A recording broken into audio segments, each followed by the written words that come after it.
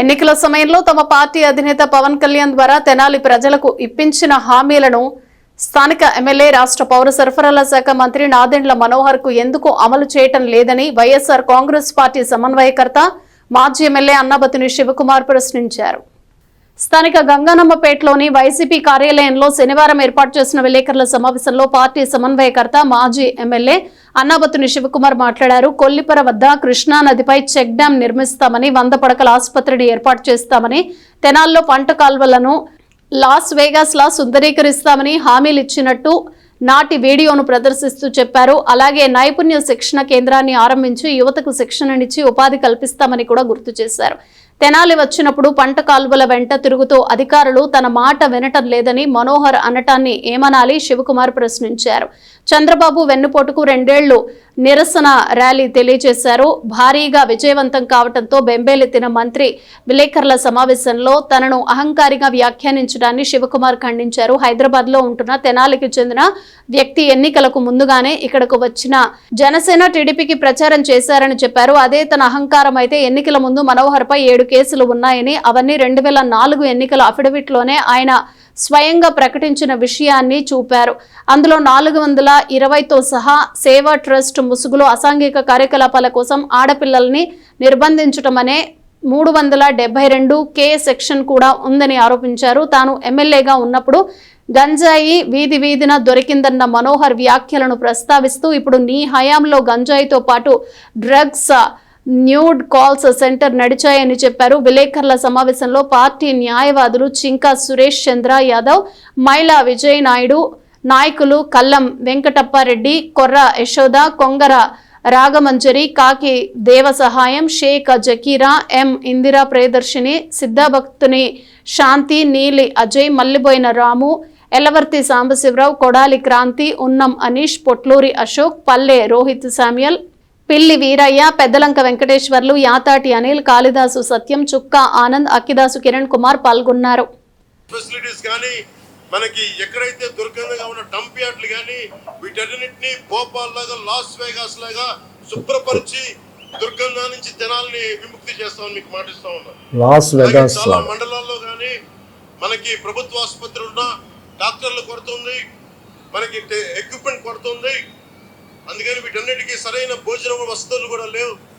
ప్రప్రథమంగా ఇన్ఫ్రాస్ట్రక్చర్ అంటే రోడ్లు, రైతాంగానికి కావాల్సిన చెక్ డ్యామ్లు, ఇరిగేషన్ ఫెసిలిటీస్తో పాటు ఆరోగ్యానికి అవసరమైన మెడికల్ ఫెసిలిటీస్ని, మెడికల్ హాస్పిటల్స్ని అప్డేట్ చేస్తాం.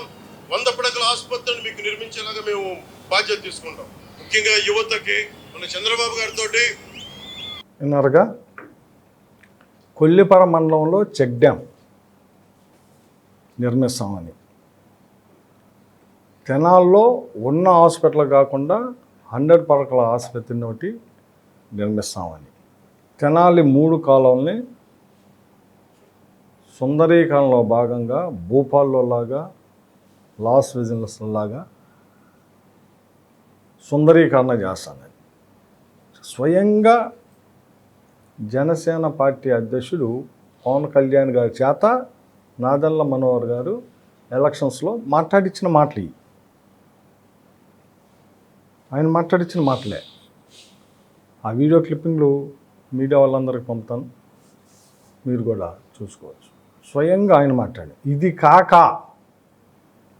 కాక యువతంతా నిర్వీర్యం అవుతూ ఉంది. యువతకి, తెనాల్లో ఉన్న యువతకి, తెనాల్లో ఉన్న వివిధ వర్గాల యువతలకి స్కిల్ డెవలప్మెంట్ కార్పొరేషన్ తెనాల్లో ఏర్పాటు చేస్తాను, ట్రైనింగ్ ద్వారా ఉద్యోగాలు ఇప్పిస్తాను. ఆయన చెప్పిందే, ఇది నేను చెబుతుంది కాదు. స్వయంగా జనసేన పార్టీ అధ్యక్షుడు పవన్ కళ్యాణ్ గారు తెనాలి మీటింగ్లో ఎలక్షన్స్ అప్పుడు నాదెండ్ల మనోహర్ గారు మాట్లాడించిన మాటలు చేశారా? చెక్ డ్యామ్ కట్టారా? లేదు ప్రపోజల్ ఉందా? అట్లాగే ఇంకోటి కూడా మాట్లాడాడు, విజయవాడ తెనాలి అమరావతికి 4-వే వేస్తాము. వేసావా? 4-వే అయిపోయిందా? 3 కాలువల సుందరీకరణ భూపాలు లాస్ వేగాస్ లాగా సుందరీకరణ అయిపోయిందా? ఇది మీరు ఎలక్షన్స్ ముందు చెప్పింది. మేము అదే చెబుతున్నాం. అయ్యా మనోహర్ గారు, ఈ తెనాలని అమరావతికి పోటీగా, విజయవాడకు పోటీగా, గుంటూరుకు పోటీగా నేను తీసుకెళ్తానని నువ్వు చెప్పావు. అది తీసుకెళ్ళు అని చెబుతున్నావు.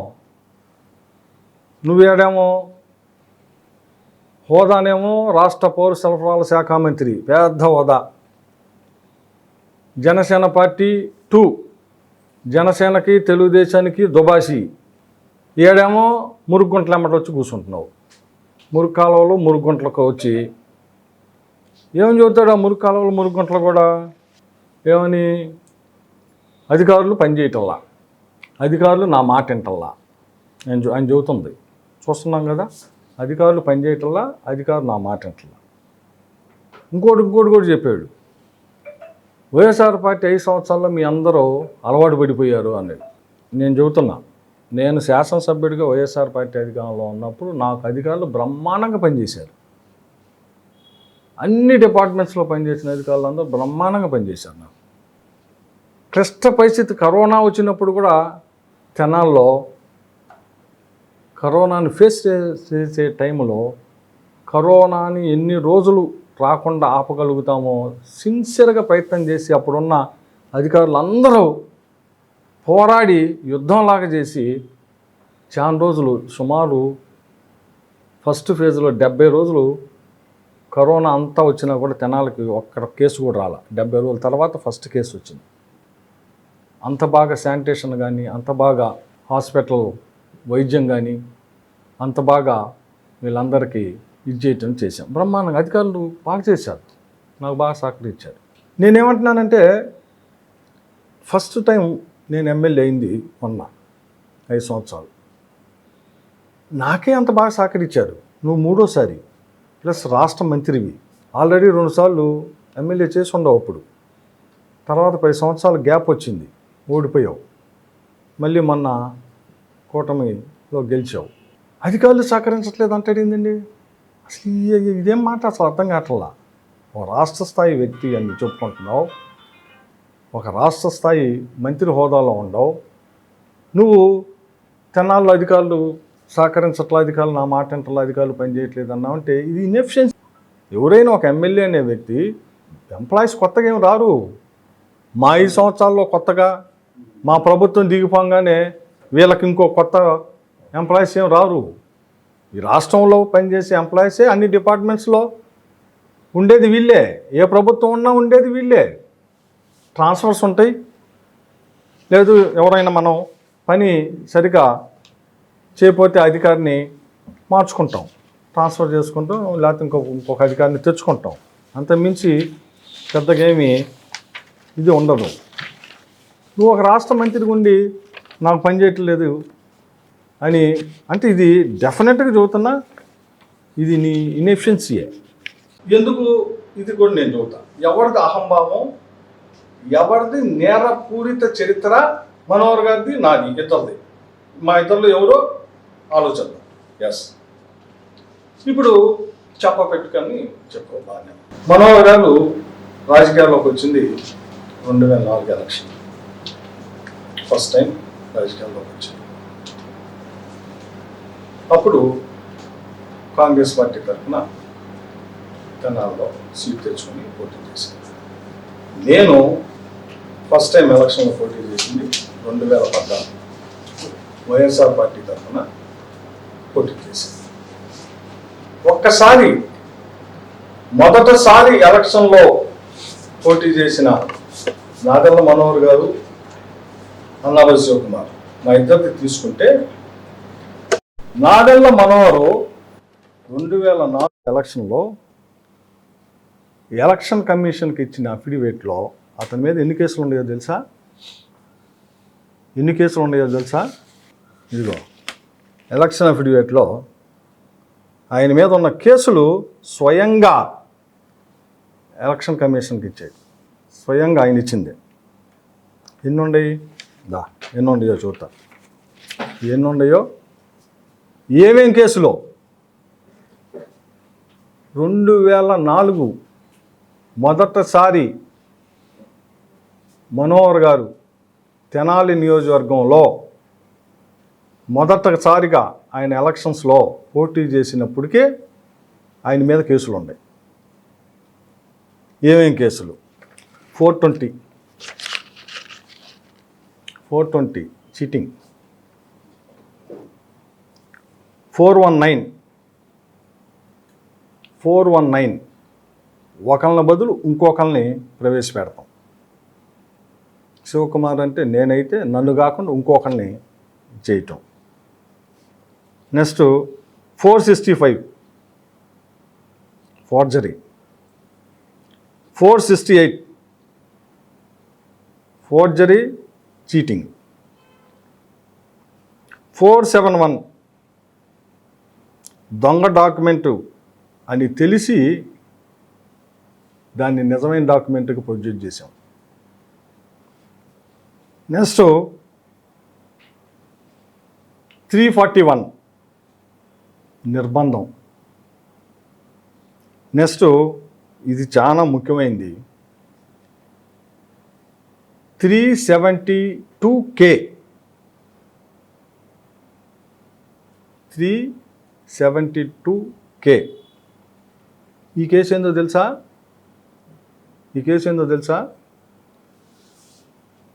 అమ్మాయిల్ని సారీ టు సే చెప్పటానికి నాకు కూడా ఇబ్బందిగా ఉంది. దయచేసి నన్ను అపార్థం చేసుకోవద్దు. కానీ ఇట్స్ ఫ్యాక్ట్. ఇది నిజం మాట్లాడాలక. నేను చెబుతుంది బోగస్ కాదు, అథారిటేట్గా చెబుతున్నా. ఆయన ఇచ్చిన అఫిడవిట్లో ఉన్న కేసులు 372K. అమ్మాయిలని వలపరుచుకొని ఉద్యోగం అని చెప్పో ఇంకోటి అని చెప్పో వలపరుచుకొని వాళ్ళని నిర్బంధ సెక్షువల్ చూడటానికి కూడా నాకు ఇబ్బందిగా ఉంది.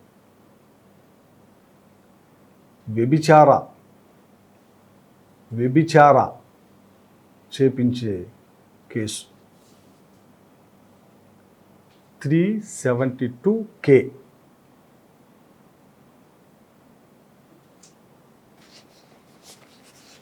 IPC section 372.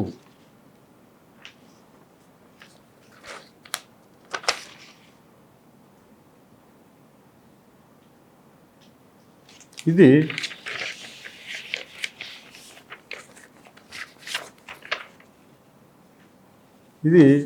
మనోహర్ గారు అఫిడవిట్ 2004.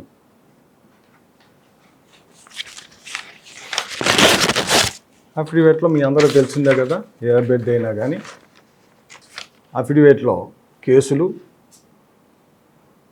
పెండింగ్లో ఉన్నాయి, లేదు ఏదన్నా శిక్ష పడితే శిక్ష పడిని, ఆస్తులు, ఆదాయం, స్థిరాస్తులు, చరాస్తులు అన్నీ చూపించాలి. ఎవరైనా అభ్యర్థికి పోటీ చేసి ఎవరైనా ఆ చూపించే క్రమంలో 2004 ఎలక్షన్లో నాదెండ్ల మనోహర్ గారు అఫిడవిట్లో ఆయన మీద కేసులు. ఫస్ట్ ఎలక్షన్కి ఇప్పుడు బహుశా 4వ సారి 5వ సారి పోటీ చేస్తున్నాడు. ఫస్ట్ ఎలక్షన్ 2004లో ప్రప్రథమైన నీ రాజకీయ జీవితం, నీ రాజకీయ ప్రస్థానం స్టార్ట్ అయింది. ఆ రోజే నువ్వు ఒక చీటర్గా అమ్మాయిల్ని తార్చే ఉద్యోగం చేసావు. నీ మీద అభియోగం ఇదే కేసు. ఎక్కడ ఈ కేసులన్నీ? Panjagutta police station, Hyderabad, case number 83/2003. అంటే 2003వ సంవత్సరంలో పంజాగుట్ట పోలీస్ స్టేషన్ హైదరాబాదులో నీ మీద ఈ కేసులు నమోదైనవి స్వామి. ఏం కేసులు? ఏం కేసులు ఇవి? రైల్వే స్టేషన్ కేసులు కాదు, ర్యాలీ నిరాదీక్ష కేసులు కాదు, లేదు ముట్టడికెళ్ళిన కేసులు కాదు, లేదు స్వతంత్ర సంగ్రామం కోసం పోరాడిన కేసులు కాదు, లేదు తెలంగాణ ఉద్యమంలో పాల్గొన్న కేసులు కాదు, లేదు ప్రత్యేక ఆంధ్ర రాష్ట్ర ఉద్యమంలో పాల్గొన్న కేసులు కాదు. చీటింగు, మోసం, ఆఖరికి సేవా సంస్థ ముసుగులో, స్వచ్ఛంద సంస్థ ముసుగులో ఆడపిల్లల్ని వ్యభిచారంలో చేసే దాంట్లో నీ మీద కేసులు రిజిస్టర్ అయింది. అందుకే ఆ 2004 ఎలక్షన్స్ టైంలో ఆ రోజు తెలుగుదేశం అభ్యర్థి అయిన గోగినేని ఉమ్మగారు తెలుగుదేశం అభ్యర్థి, మీరు కాంగ్రెస్ అభ్యర్థి. ఆ రోజు తెనాల్లోనే తెలుగుదేశం పార్టీ నీ మీద పాంప్లెట్లు కూడా వేసినాయి, అమ్మాయిలు అమ్ముకునేవాడు అని. వేసిన మాట నిజమా కాదా? ఇదిగో ఎవిడెన్స్, నువ్వు ఇచ్చిన అఫిడవిట్, కేసులు. మరి నా అఫిడవిట్ దా, ఇప్పటికి నేను 3 సార్లు పోటీ చేశా, 3 సార్లు. 2014 దా నా అఫిడవిట్ చూసుకో. అసలు పోలీస్ స్టేషన్ అంటే కేసు అంటే ఏందో తెలియదు నాకు. దా పోలీస్ స్టేషన్లో కేసే తెలియదు స్వామి నాకు. 2014 తీసుకో, 2019 తీసుకో, 2024 తీసుకో.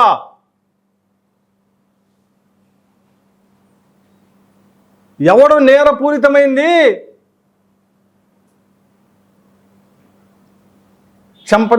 చెంపదెబ్బ అంటున్నావే, వ్యభిచార దెబ్బ. అమ్మాయిల్ని గ్రాఫ్ చేసి అమ్మాయిల్ని వ్యభిచార కొంపలకి. ఇది నీ రికార్డు. ఇది నేను చెబుతున్నా కాదు, నేను అంటున్నా కాదు, నేను ఆరోపిస్తున్నది కాదు, వాస్తవం. నీ అఫిడవిట్లో నువ్వు పొందపరిచిన నీ మీద ఉన్న కేసుల లిస్టు, ఆ లిస్టులో సారాంశం ఈ కేసులు.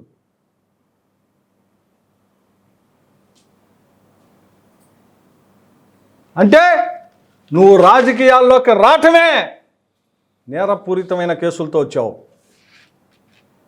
సమాజం హర్షించని కేసులతో, సమాజం చేదరించుకునే కేసులతో నీ రాజకీయ ప్రస్థానం బిగినైంది. నేనా దా తీనా రికార్డు, ఓపెన్ ఛాలెంజ్, నా రికార్డు ఇది. 2014 ఎలక్షన్ తీసుకో, 2019 తీసుకో, 2024 తీసుకో.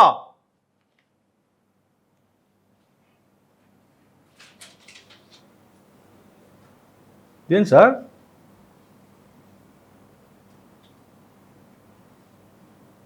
వారిని చూస్తున్నావు. నీ రికార్డ్ ఇది, నా రికార్డ్ అది. అది కూడా చదువుతున్నా నేను. నన్ను అబ్యూజ్ లాంగ్వేజ్ వాడిన మాట నిజం, అయినా ఇప్పుడు దాని గురించి నేను మాట్లాడటానికి ఇష్టపడతాను, ఎందుకంటే ఆ కేసు కోర్టులో ఉంది కాబట్టి. ఇదేమో నీదేమో స్వచ్ఛంద సేవా ముసుగులో. అందుకేనా గంజాయి రహిత తెనాల్ని అన్నామలై శివకుమారు, జగన్మోహన్ రెడ్డి గంజాయి తెనాలు చేస్తే నువ్వు చెప్పినట్టు మేము గంజాయి చేస్తామా? అరే లోకల్ రా, లోకల్. పొద్దున్న లేచిన దగ్గర నుంచి 24 గంటలు ఇక్కడ ఉండేవాళ్ళం. ఇంటి పక్కన, ఇంటి చుట్టూ, తెనాల చుట్టూ, తెనాల్లో ప్రతి పెళ్ళికి, ప్రతి గల్లీకి, ప్రతి సావుకి, ప్రతి తద్దినానికి వెళ్ళే మనుషులు మేము.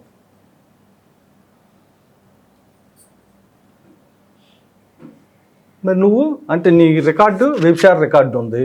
అందుకే నా తెనాల్లో ఈ 2 సంవత్సరాల్లో కొత్తవి తీసుకొచ్చావు. 3 కాల్ సెంటర్స్. మీ పోలీసులే కదా పట్టుకుంది, నేను కాదు కదా. మాదక ద్రవ్యాలు నీ హయాంలోనే కదా, నేను కాదు కదా. ఇవన్నీ చేసింది నీ టైంలోనే కదా. కానీ నేను మళ్ళీ స్పష్టంగా అడుగుతున్నా, ఎస్ అన్నావు సత్యాన్న. ఈ తెనాల్లో మున్సిపల్ చైర్మన్ చేశాడు, ఎమ్మెల్యే చేశాడు, మంత్రి చేశాడు. మా నాన్న ఎన్టీ రామారావుకి లాయల్గా ఉండాడు. మీ నాన్న ఎన్టీ రామారావుకి ఎన్నుపొడి పొడిచాడు. నువ్వు ట్రాక్ చెబుతావు, చెంపదెబ్బ. నిజమే. 2004లో నువ్వు ఎమ్మెల్యే అయినాక తెనాలకి 2006-7 సమయంలో మున్సిపల్ ఎలక్షన్ జరిగినాయి. ఆ మున్సిపల్ ఎలక్షన్లో అప్పుడు ఎంపీగా ఉన్న బాలశౌరి గారు, నువ్వు ఇద్దరు చెరో గ్రూప్ పడి మున్సిపాలిటీలో కౌన్సిల్ ఇద్దరు విడిపోయారు. నువ్వు కొంతమందిని, ఆయన కొంతమందిని చేసుకో. సరే, అది మీ పార్టీ అంతర్గత విషయం. అది దాని మీద నేను మాట్లాడుతున్నాను. నేనేం చెప్పదలుచుకున్నా అంటే, ఆ రోజు మున్సిపల్ ఆఫీసులోకి మీరు వస్తే, మీ కౌన్సిల్ని తీసుకొని వస్తే, చనిపోయిన సూర్యదేవ సంవత్సరావు కౌన్సిలర్గా అప్పుడు ఉన్న మీ అందరినీ తీసుకొని వస్తే, చనిపోయిన సూర్యదేవర సాంబశివరావు గారు నిన్ను చొక్కా పట్టుకొని ప్రత్యక్ష సాక్షుల చేత కూడా ప్రెస్ మీట్ పెట్టేస్తా. నేను ప్రత్యక్ష సాక్షుల చేత కూడా నిన్ను చొక్కా పెట్టుకొని లాగి చెంప మీద కొట్టి, నువ్వు నీ చెయ్యి వెళ్ళి కిటికీలో పెడితే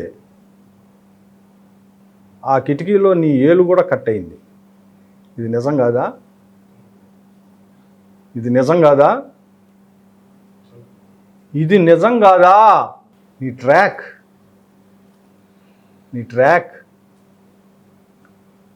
ఎవరిది నేర చరిత్ర? అరే, మా నాన్న నేను 6 సార్లు పోటీ చేసాం, ఇప్పటికి రేపు 7వసారి పోటీ చేయబోతున్నా. మీ ట్రాక్ ఏంది స్వామి? నీ మొదటి ఎలక్షన్, మొదటి అఫిడవిట్లోనే కేసులు. ఎన్ని కేసులు స్వామి? ఎన్ని కేసులు ఉన్నాయి? సుమారు 7 కేసులు నీ మొదటి ఎలక్షన్ అఫిడవిట్లోనే. ఇదిగో సుమారు 7 కేసులు. నా అఫిడవిట్లో కేసులు లేవు. ఎవడిది నేర చరిత్ర?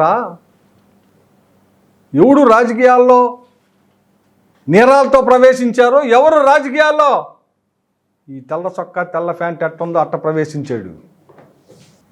రాజకీయాల్లో ఎంట్రీకి ఎవరు ఎట్ట ప్రవేశించాం? అందుకని ఇది నేను ఆరోపించడానికి చెప్పట్లా, ఇంకా చాలా ఉన్నాయి. ఇదేదో నేను ఆరోపించడానికో లేకపోతే నేను ఆరోపించేది నా సొంత కవిత్వం కాదు. Facts on election record, election affidavit record. ఇది నాకే దొరకవు, ఎవరికేం దొరుకుతాయి. ఈ దేశంలో ఎవరిది కొట్టినా గూగుల్ అమ్మని ఎవడు కొట్టినా ట్రాక్ రికార్డులు వస్తాయి. గూగుల్ అమ్మని కొడితే చెంప దెబ్బ వస్తుంది, వ్యభిచార దెబ్బ వస్తుంది. గూగుల్ అమ్మను కొడితే వస్తాయి, ఇంకా చాలా వస్తాయి. అందుకని నేను మళ్ళీ చెబుతున్నా, ఈ తెనాలి శివకుమార్ అన్నిటికీ రెడీయే. తెగించి కూర్చుంటా. ఏంది ఓ మంత్రిగా ఉండి